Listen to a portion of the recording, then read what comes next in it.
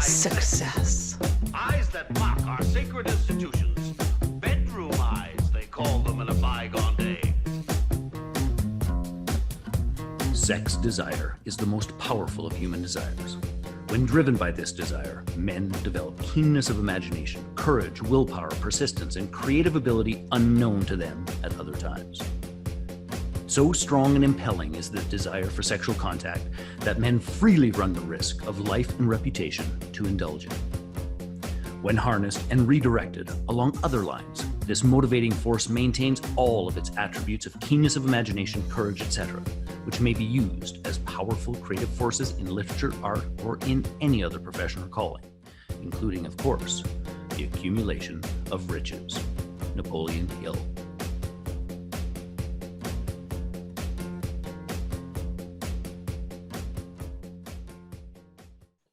Hey there, peeps. This is Michelle Nedlock, and I am super glad that you're here with us today because I am here with my most amazing guest, Rich Bornstein. Hello, Rich. How you doing? How are you? How are it's been a long time since I've seen you. So, but you're looking spry as ever, beautiful as ever. So it's nice to be on your show. Sweet. Well, I appreciate you being here with us today. And for those of you who don't know Rich, you might want to go and check out the Business Ownership Podcast where I interview for the first time. But this time we're going to get into the fun and juice of it all. So we'll start off, though. We'll start softly, gently. Give us a 5,000-foot view, who you are and what you do. Well, I'm a business storyteller. I believe in video, in the power of video, and I believe that everybody has this passion inside them or they wouldn't be in business. And it's important to get those messages out there of why you do what you do, how you do what you do, and what you do. And to me, if that's your secret sauce, get it out there. And what better way to do it? You can write for the rest of your life and nobody reads anymore.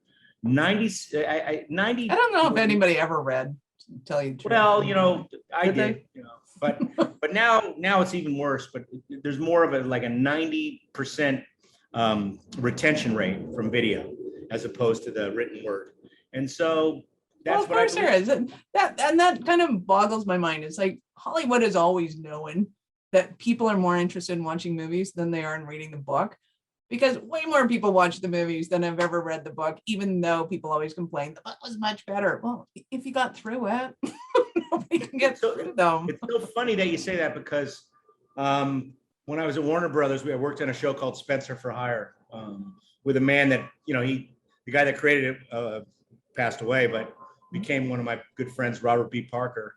And he said, you know what, Rich, on the worst night of the show, it is so many more people and I'm on the New York Times bestseller list, but he says, it doesn't matter. On the worst night, I'm getting so many more people to know about Spencer than they would in any other way. And it's so true. It is so true that, it's not, but I think the world is catching up to that. And I think that's the way business is done today. It's about creating an emotional connection. And if you don't, then you're going to be the losers in there. If you're successful in creating that emotional connection, you're on your way. That's, to me, that's what business is all about. I mean, I've never owned a pair of Bombas socks, but I know damn well they're the best socks never sold. Okay. I mean, I don't need, I have a few rain gutters, but I don't have a huge problem. I don't have any trees, where I live.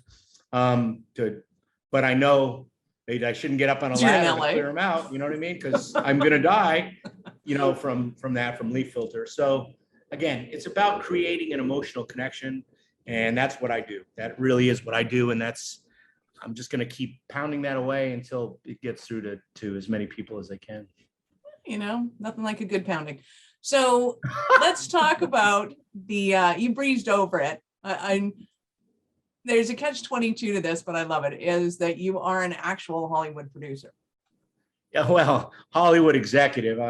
Yes, I do I dare tell you that story again? So I was a producer because I was really frustrated at Warner Brothers. Long story. Although this is the little blue pill, right? It is. Yeah. Well, my boss at the time had broken all the rules and done something that he shouldn't have done.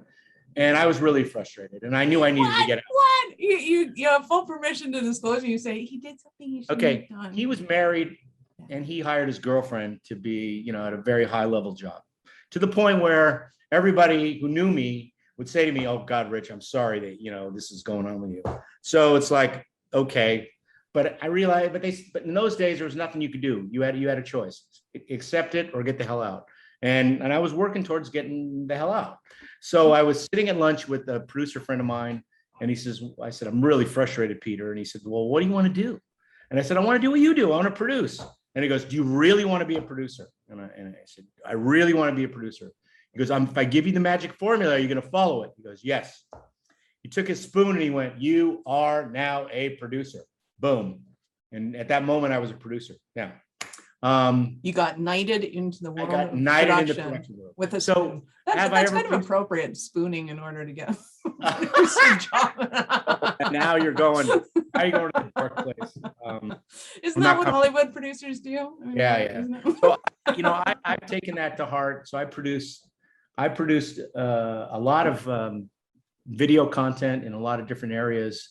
And so that's my knighthood into the production world. But I gotta ask, did you ever do any porn? No, that's another story. But I did I have worked for Warner Brothers, Paramount, Goldwyn, Universal, Disney. Fox. I have a lot of experience in the Hollywood world. Actually released movies for many of those companies, and so I do know those things. What was one of the most fun ones that you did?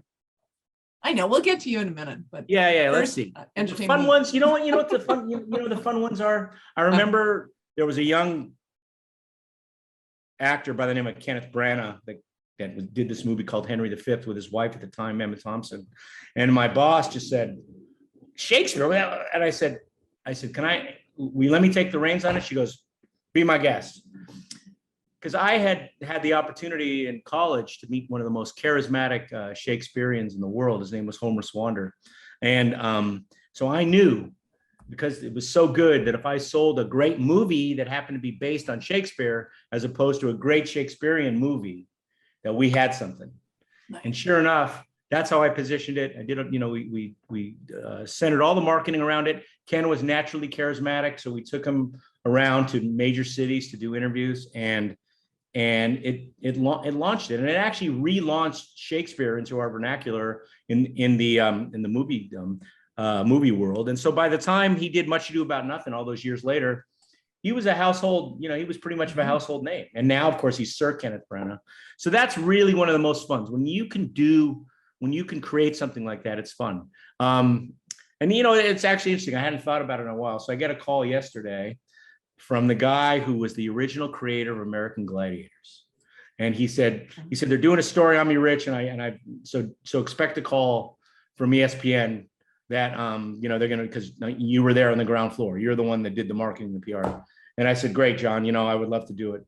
That was fun because, people were calling us the demise of civilization and what's going to be next. Is it going to be public executions and all that kind of stuff. And the reality of it is, it changed the course of television. How many competition shows do you see on TV?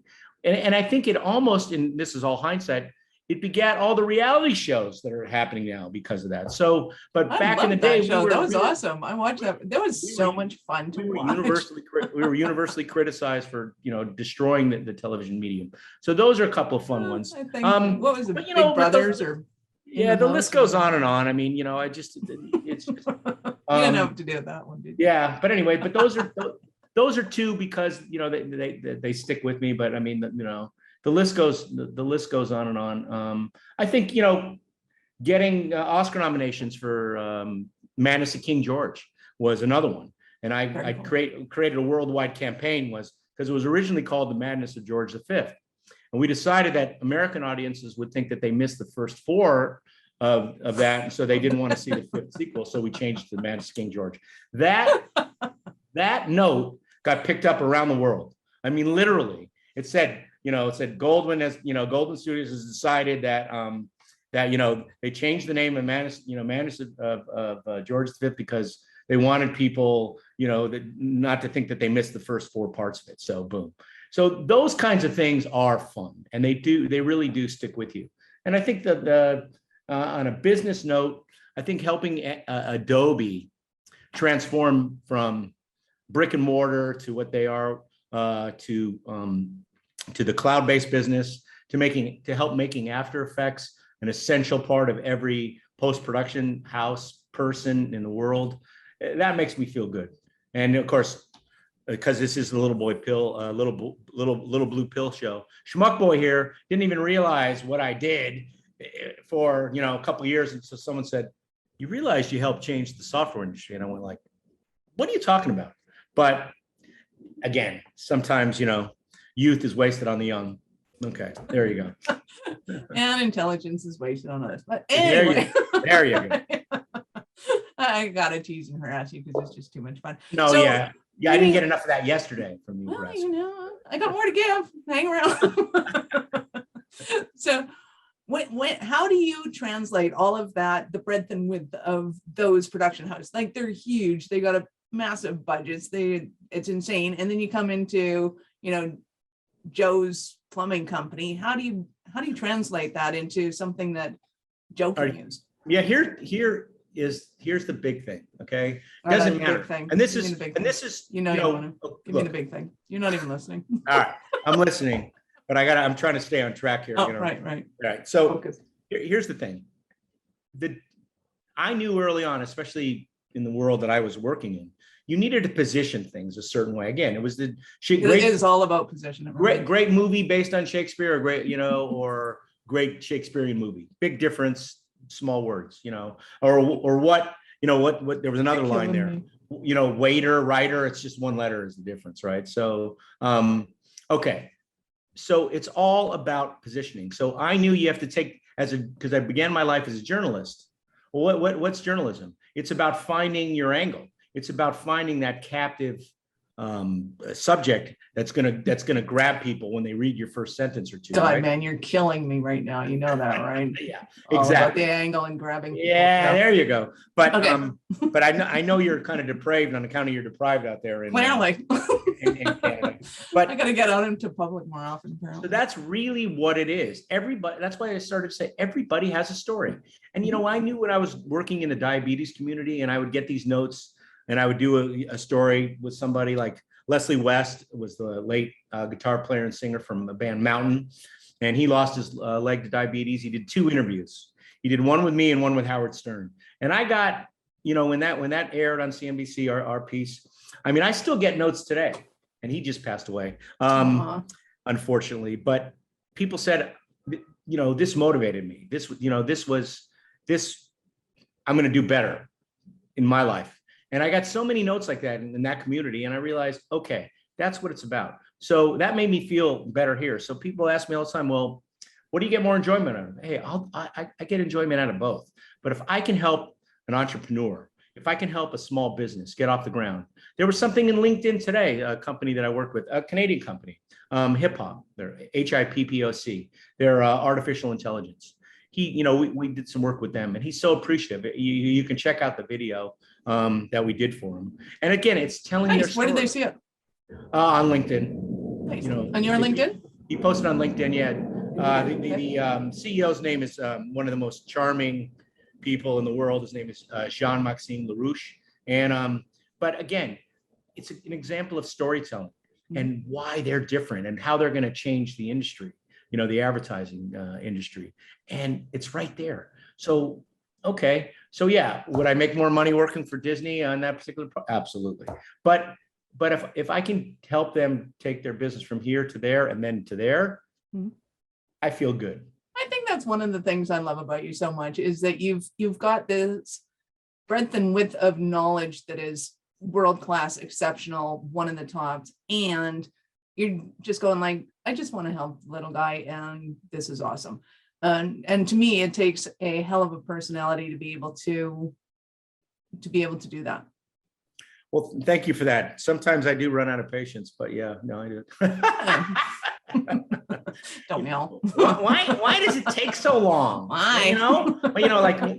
Someone wants to know, well, why don't you just buy a camera? What do you need to, I go, I don't know anything about lighting. Sure. I mean, I know what I like. I mean, I know how to light. I mean, I know I know, I know my lighting sucks right now, I know what, but no, I know what the proper lighting is, but if you're asking me how to fix something, like if there's a shadow, no, I have to rely on a professional. I mean, Clint Eastwood said it best. A man's got to know his limitations. And that was Dirty Harry. Sure, one of your favorite movies. I'm guessing that your personality is based on Dirty Harry, Michelle. I'm gonna have to watch that again. Tell me, punk, in all the excitement, did I fire 5 or did I fire 6? Actually, I don't remember. So there, that's Did I you. have 5 or 6 orgasms? I don't remember. Yeah, there you go. Good for There me. Never ask a woman how many. So I do indeed. want to note though. That'll what take exactly... me into next year. That'll take me into next year. There you go. That's now that I've totally knocked lost. you off. Right. Tell me, what exactly does a producer do? Like, I'm totally oblivious to the whole world of movies, and like I know how to get in front of a camera and go, here, say this. That's kind of the extent of it. Well, the producer, okay, you're talking about, let's discuss the 2 different mediums, okay? So if you're talking about TV, okay, the executive producer is the one with all the power. They are the ones, he or she are the ones that puts together the whole package. They're they are the ones who are, the show creator is the one that has a certain look, very, very involved with who's going to be in it, hires the director, decides how they're going to get that vision taken care of. Then they hire line producers to execute that vision, right? And writing is huge, so they're coordinating all that stuff. That's the TV medium. The movie industry is a producer's medium, okay? I'm sorry, is a director's medium. So the director is the one that approves of the actors and decides, okay, this is how I envision this script. This is the story I'm going to tell. And then the producer is associated with putting those pieces together. And where are we going to shoot it? Where can we afford it? Who do I bring in? And those kinds of things. And I'm going to crew up and all that kind of thing. So those are the subtle differences. Basically, you think, oh, it's so easy. I just call this person, that person. Producers, when you're running out of time and they're looking at their watch and they know, whether it's an independent production or a studio production, and they know they're going over and they're on a tight budget. I mean, the pressure, you can feel it. It's there. And, and directors and producers can get into it. Like, you're making me nervous. I was on a set, and he just goes, I really don't appreciate the fact that, you're standing there and you're pacing and whatever, you're making me nervous.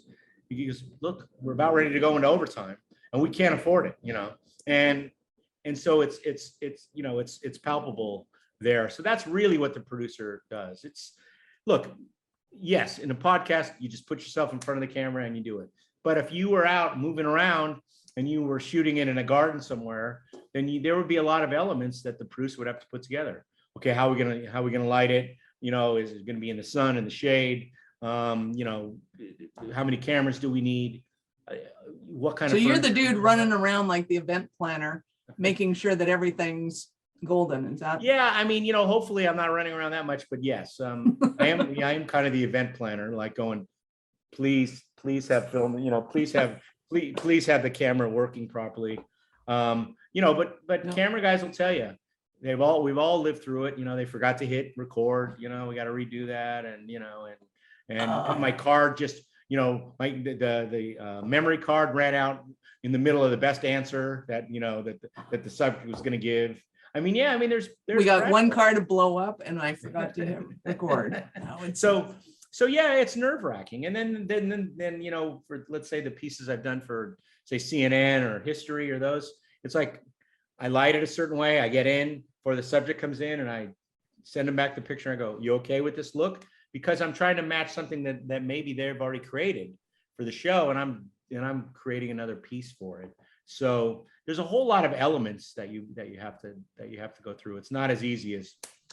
And I think that's the misnomer that we really need to correct. I mean, I don't, I'm not going to mention names, but this whole reality thing where these people are making gazillions of dollars, and every kid now says, I'm gonna be a gazillionaire because I'm gonna go do a reality show. I don't need a college education. It's like, no, they're the exceptions. Okay, they're the exceptions. They're not the rule. Okay, and for those the rest of us, we really need to learn our craft, learn a craft, figure out what our passions are, and go after it. That's Well, being the little blue pill, I'm going to guess that the majority of my audience is men over 40, but so let's talk to them for a second. When you go into a business and you're looking at creating video, what kinds of video are there? Okay. Here's the thing. If you go into business and if you're a man over 40, and God, if you're close to 40 and you're taking the little blue pill, boy, I'd see a doctor right away, but that's a separate conversation. Anyway, of course, I'm kidding. So look, you are in business for a reason. You didn't, the idea, and they just had the game yesterday, a Field of Dreams game. The idea of build it and they will come. No, that is not the way it works. So you created your business. You decided to do what you do for a reason. And you've got to, that's where the videos come in. What is your special sauce? What is your secret sauce? What is your secret power? Okay. What makes you Superman or Superwoman in whatever endeavor you're doing? That's the story you got to tell. And you got to do it in a way, the way you do. And one of the things I admire most about you is, and I know, you joke around and stuff, your charisma comes across like boom. And you realize that is your strength. Okay. And the more you get it out there, the more engaging that the more you engage with people and they realize, what's coming back from the other side, things just keep going up and up for you. I guarantee it. It's the same thing with your over 40. Yes, I know. Every time dude, I mean, you know what? You open the door. I got it. You know what, Michelle? Harvey Weinstein has nothing on you. That's all I'm going to say. Okay. So, oh wait, excuse me. Yes, counselor. Yes. Could you hop on? Anyway, but that's really what it is. Why are you doing what you do? What's your passion? What sets you apart? I mean, but there's an intro video, right? That, I'm going to put on my website. I'm going to say, this is us. This is what we do. I can play that before I go on stage, maybe, or like there's certain, would that be a sizzle reel? Would that be something different? Right, am I going to use that if I'm going for financing for an IPO? What am I going to use it for? I look at it this way. Okay. I think you create your main story, which I say should not be more than 2 minutes. If it goes 2:15, 2:30, okay. But that is the one that you can post a longer video, say on Facebook, on your YouTube channel and that kind of thing. And that's your founder story. That talks about everything. But if you look on my site, bornsteinmedia.com, you can see one that I did for Quincy Jones III when he was launching his Feel Rich campaign. And the video it's produced in the sense of, okay, it tells you what he's up to. Okay. It tells you who he is. And it tells you, hey, you want to contribute, you want to be a follower, you want to join us. It's all inclusive in that. That is what I think is important. So if, in other words, you want to send to an investor, boom. And then you do the 60-second version of that. And that can be tailored to whatever you think your audience is. But that is for whatever you're going after on Instagram, because they don't take over 60-second videos on Instagram. And then I take a 30-second cut down of that, and that plays for Twitter. And there are also great teaser videos for email campaigns and things like that. And also it's good, and it's also good for LinkedIn. So again, you sometimes have to structure it a certain way, but depending on what you're going after. But if you're talking to raise money, then you better damn well tell people in your video why the hell you're going to make them money, because that's all they want to know. How if I invest, am I going to make money? Better tell them what you created. Tell them you're genius. If you just say, well, I'm open, call me. I mean, nobody's going to call you. And it's so that's, I hope that explained. Absolutely. So because it's my show and I get to play with myself whenever I want to. So if you were to come in to work with us, say, what would you do? Okay. I would go back to my days as a journalist. And I would basically talk to you and say, Michelle, okay, what do you want to accomplish? What's your goal? what are you doing besides, sitting in front of a microphone and a camera and harassing your guests? I mean, that's the outcome, but what really is your grand vision? And then I would delve deeper into that, and you say, okay, well, what happened when I was 13 years old, and I realized this was going to be my passion, and my hair used to be brown, and then it became red, and I realized I could be a rock star, and that's why I put the red glasses on. Again, I would get those nuggets out of you, right? And then say, okay, and I come up with a list of questions and get you in front of a camera and ask them. And in that time, I guarantee there'll be some nuggets in there. And if there aren't, I'm going to just keep pounding you and saying, okay, give me your elevator speech. Let's hear it. I want to hear it. And then I would hear something that really resonated with me. Okay, I want to go back to that again. I want to bring those nuggets out of you, because we all live inside our heads. Every one of us. Especially if we're entrepreneurs. What do we go to? We go to sleep at night and we're living inside our head. We wake up in the morning, we're going, oh, did anybody go on my calendar and book a meeting with me? It's like, and then we go, well, how can I be better? How can I do things differently? Am I going to get the check today? Are they going to make the transfer? All these things. So sometimes it takes somebody to bring it out of you. And I think the hardest challenge for entrepreneurs is, who do you trust? You need a coach. You need somebody that's going to help you get out of yourself. But who do you trust? There's so many shysters out there I'm stunned sometimes with the amount of money people pay for these things. And I was talking to a lady the other day who's one of the most charming people on the planet. And she told me how much, besides you, in addition to you. And she told me how much, and I said, okay, well, you and I have a different philosophy, because I'm not spending that kind of money until I see some results. I'm going to start low so if it's not working, I'm going to back out of it. Okay. And what do you mean? I go, look, nobody's going to guarantee you success, but if you're not getting the leads that you think, and if you don't, look, you could screw up every opportunity that you get. I get it. But if you're not even getting to the plate, if you're not getting up to bat, if you're still sitting on the bench, then it ain't worth it. So that's what I caution. Start with someone that you trust, but don't go whole hog until you know that it's a good match. Sage advice: start low and work your way up. And that's what I said to her. I go, look, I'm not gonna, you know what I mean? It's like, it's obviously too late, but it's not always a good fit with people. And I would think that if I'm going to tell my story and I'm going to put it into video, if I could get the likes of a Hollywood producer to be able to draw it out of me, clearly you're going to see that thing that's either interesting, or you're not going to quit until you find that thing that's interesting, so that you can create an interesting video. Mm-hmm. I think a lot of people will go into a studio and go, okay, let's shoot my thing. I'm going to do my 30-second commercial. And it's like, okay, we got it. We clipped it. We've done some funky transitions and it looks really pretty now.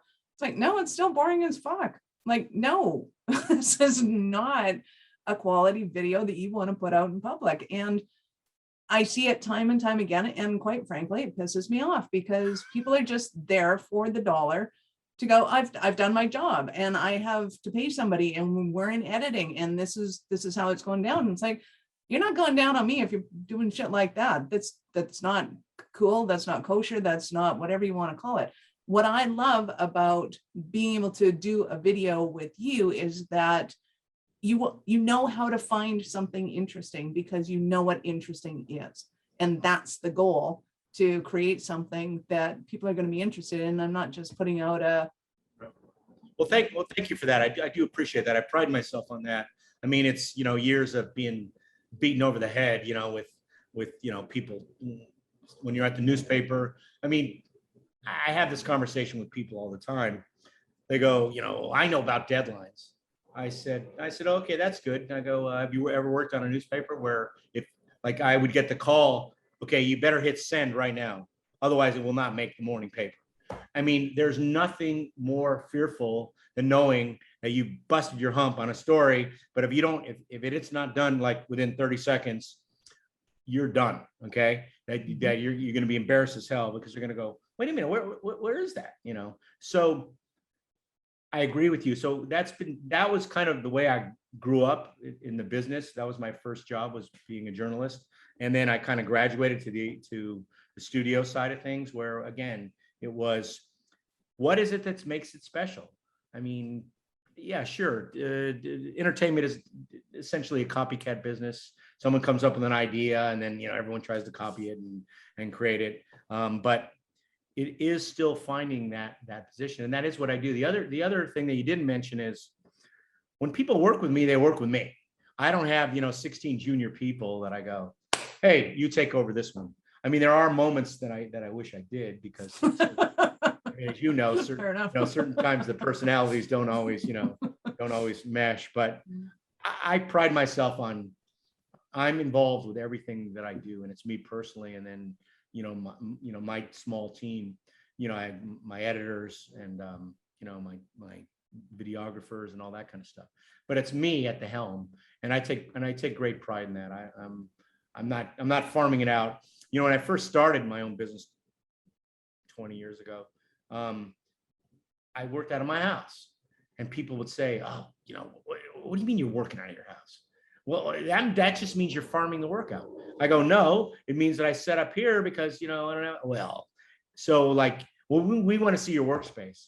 And it really made me uncomfortable to bring strangers into my house to say, oh, really? That couch is nice, not. So I It's ended okay, up, you're not working with the couch. right. So I ended up opening a post-production facility with a couple other guys. And all of a sudden, people said, oh, you have an office? Oh, can I come in? Yeah, sure. Come on in. And it kind of took me to the next level. Now it's come full circle. If you're not working out of your house, then there's something wrong with you. Exactly. What do you mean you're going into an office? Why? Don't you enjoy working from home? So, things have kind of changed. And I do have a chuckle at that, because a bunch of people said, oh, you're just farming everything out. You're not really doing the work. And I went, what planet are you on?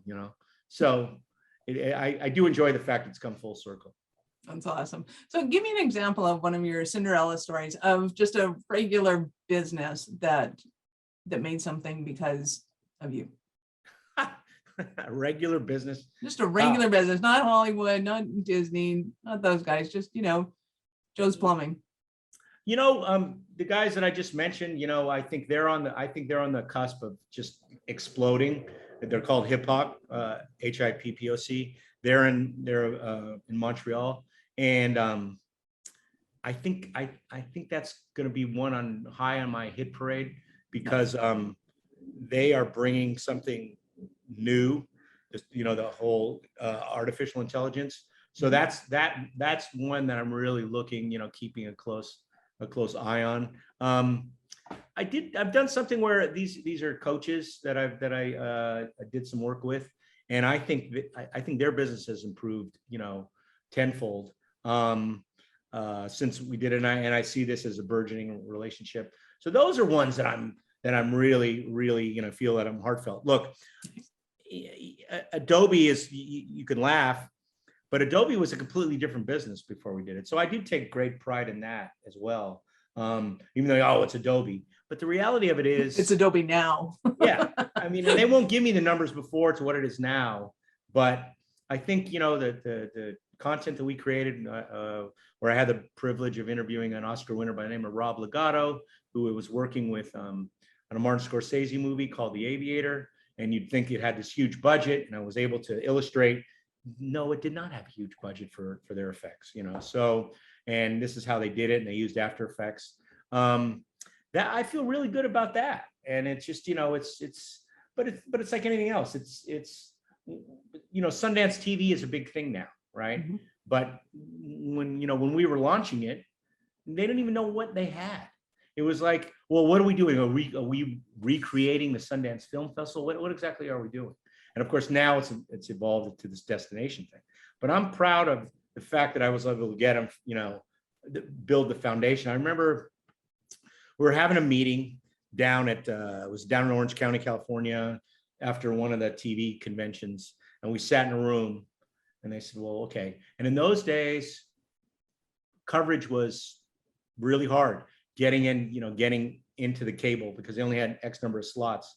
The bandwidth was not great. So they said, well, what do you want? What do you guys want to do? And we had a very limited marketing budget. And I said, here's what I think we ought to do. And I came up with a billboard campaign in the major cities and some other things that were very low cost, because in those days, billboards were very, very cost effective. And the guy and Redford's right hand said, schmuck, you don't get it. None of these people are going to be able to get it. They're not going to be able to, we're not, there's no coverage right now. And I said, that's the point. We want them to think that they're missing something. We want them to think that if they don't have it, then they're somehow behind the times, and they're going to call, they're going to call their cable company and go, why in the hell do I, why do I not, can't I get Sundance? And of course I was shot down because, whatever. And then about a year later, I met someone that I worked with, she said, probably would have been a good idea. So, but, yeah. So, there's those moments too, that you feel like, God, if only. So anyway, it's, there are a lot of those stories, but I take pride in anytime I'm successful, creating some magic for somebody. I really do. It's things that I take pride in, like movies that, okay, faith-based movies are a big deal today, right? Well, we were kind of ahead of the curve with a movie called Luther, and it had Joseph Fiennes in it, and it was really an excellent movie, and I take great pride in the fact that even though half of the German production company did something that I told them not to do, they sent out DVDs to all the churches, and I said, do not do that. So our numbers, because it was based on Martin Luther, should have been good, in all the Lutheran communities. So it should have been good in Oshkosh, Wisconsin. It should have been good, in those smaller towns where the Lutheran communities were big. Our big numbers were in New York and Boston and LA. And there was a reason for that, because our marketing worked, but they had screwed up because all the churches where they should have sent their congregations to the theater had already seen it on DVD. They were using it to make money for their congregations rather than creating this thing. So, okay, no one's going to look in the history of moviedom and say, oh yeah, Luther, look, it only grossed 7, whatever. I'm so proud of it because the factors that I had to combat, and it was literally creating a new genre, which is with this faith-based films, which has become huge. I love that. And it's not like with any entrepreneur, you're not going to face some entrepreneurs going their own way and being headstrong, going, I'm going to do it my way. No, exactly. That's what we do. Exactly. I think the other thing too, for any entrepreneur, it's like, what do you have in common? What do you have in common with the people you want to work with or the audience you're going after? Tell me, what is it? Like I said, leaf filters. What do you have in common? You want to protect your parents. You don't want them to, because we all deal with it. Our parents get older and they all think that they're still Superman. When I first moved into this house, I heard this screaming and yelling, and there was a guy in his 80s had gotten up on a ladder, and it was windy, and no one was spotting him, and the ladder moved, and he was hanging on for dear life on his balcony, and literally, we all came running, okay, and we were able to break his fall just enough to where we saved his life. Okay, so that's what you have in common, right? We have in common, you want to protect people that are getting older, and they happen, and they're your parents. It means even more because you don't want to be a statistic. So that's really, you bring that entrepreneurial spirit, and people talk about it all the time. Do it intelligently. You hear older athletes talking about it as well. Like, I don't know if I work out harder, I work out smarter, they say. Every older athlete, I guarantee you talk to Allison Felix, she's going to say, yeah, I have a kid now, and I got a family. I work out smarter. Okay. Do I work out harder? Maybe in that condensed time period. In those days, maybe I didn't have any responsibilities. I'd spend all day doing it. Now I know I've got 2 hours that I've got to do it. That's what entrepreneurship, I believe, is about. Yes, you're going to work hard if you believe in yourself, but you got to work smart too. Awesome. So what are some of the stumbling blocks that somebody might be having right now and they're thinking, oh my God, Rich, I need you so badly? I think it's defining their story. I mean, I'm 20 years in, and my elevator pitch isn't what it should be. You know, I think maybe the first time I met you on one of those calls, I did my elevator pitch. I thought, okay, Rich, you did good. That's what I said to myself. And then someone came on after me, and then someone spoke up and they said, okay, you know, I'm trained in this stuff, and you did it properly because you talked to your audience first before you talked about yourself. And I went, okay, you know, I failed. You know, obviously I didn't fail, but I was like now beating myself up. It was your charisma. It's your charisma. You could have gone blah, blah, blah, blah, blah. All right. I was not even allowed to feel good for 3 minutes. So I think that's the biggest stumbling block is it's really defining who you are and what your passion is and what makes you special. That is really the biggest stumbling block. And that's really why people should call, whether it's me or somebody else.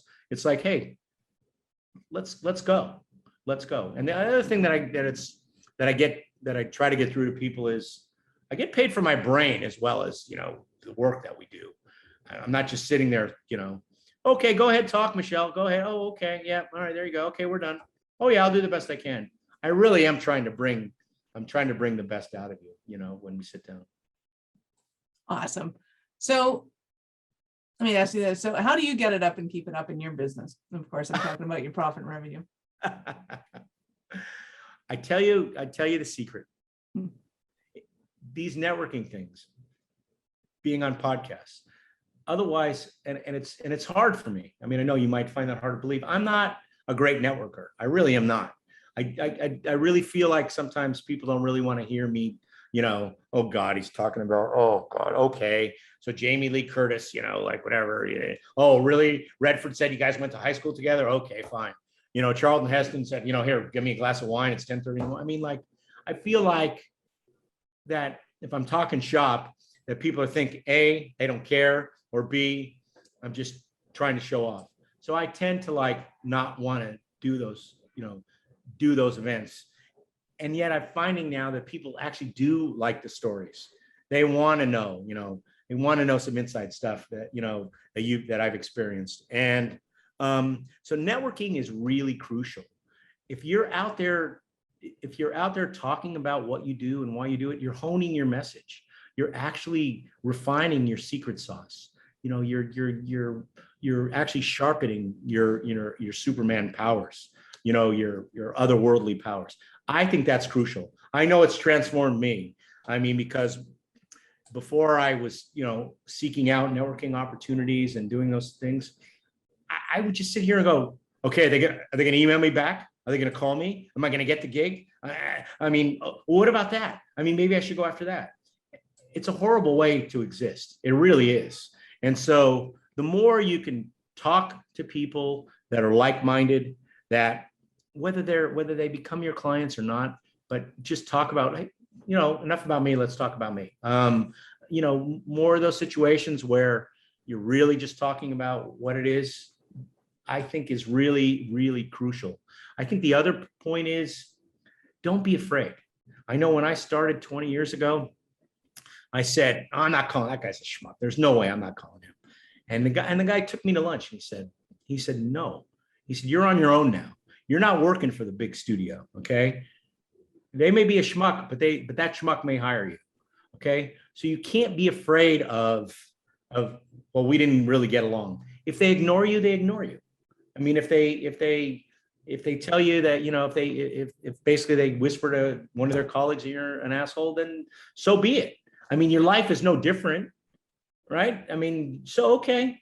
And it took me a while to get over that. I mean, it really did, because now I realize I'm an idiot, because I really should have been reaching out to these people immediately, okay? Instead of saying, oh God, I couldn't stand them. I mean, every one of them should have gotten a note from me, every one of them, and follow up until they basically said, Rich, leave me alone, Okay. I mean, I'm not saying be a pest, but I'm saying, there's a way to do it where you're dropping people notes.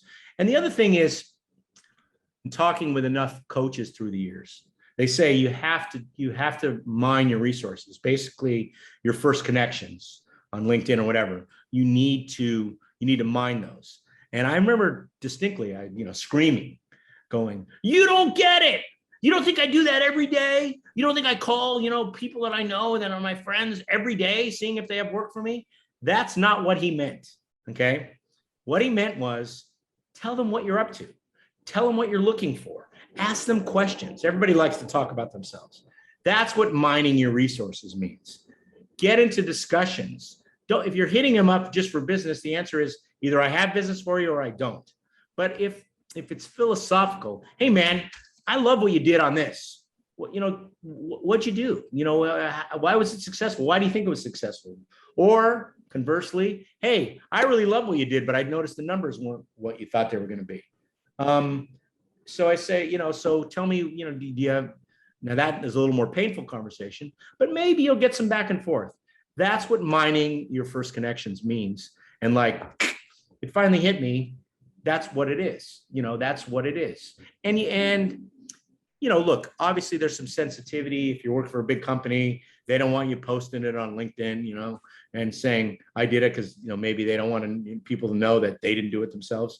So you have to pick and choose what you're going to do. But that is the biggest thing. Do not be afraid and be out there, talk it up, try to get in as many conversations as you can, because you never know where they're going to lead. You just don't know. I mean, I was looking for something a few years ago, and I saw that the founder of the company was connected to the diabetes community. So I said, and I wrote him, my note. And at the end I said, "P.S. I think we have diabetes in common." I said, for 5 years, I produced pieces on the CNBC show. And I got an immediate response. And so we were able to talk about that. Now, he and I never did any work together, but he recommended me to some folks, and it was great. And, so that's really what I would say. I love that. So I know that peeps listening are going to want more of you, because of course, One Wednesday. So how would they begin to hook up with you? Well,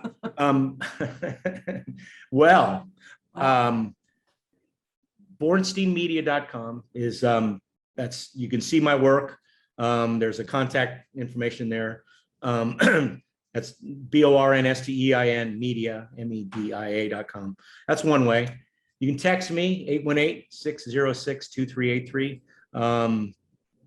No spam, but yeah, you can text me on that, or you can email me, richborn@westworld.com. And that is a great story, that richborn@westworld.com email. When everyone else was back in the day was getting AOL accounts, my friend said, "Don't be an idiot, go with this little company in the Valley."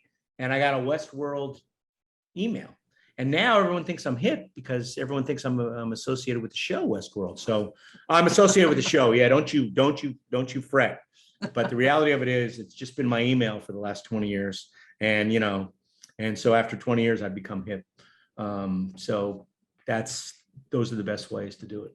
Awesome. So if you're driving right now, go to the show notes, go to the littlebluepill4business.com/blogs, I think. We will get that straight for you. And we will have Rich's information there. Just search in Rich Born videos, sizzle reels, anything like that. We will have it in the show notes for you, or scroll down on whatever device you're using right now, and it'll be in the show notes there too.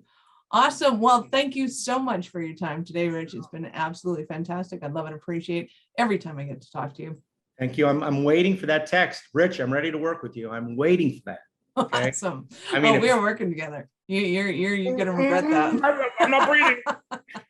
No, I say this. You're the greatest. I love your personality. Every time I see you on a screen, I know I'm gonna have a good time.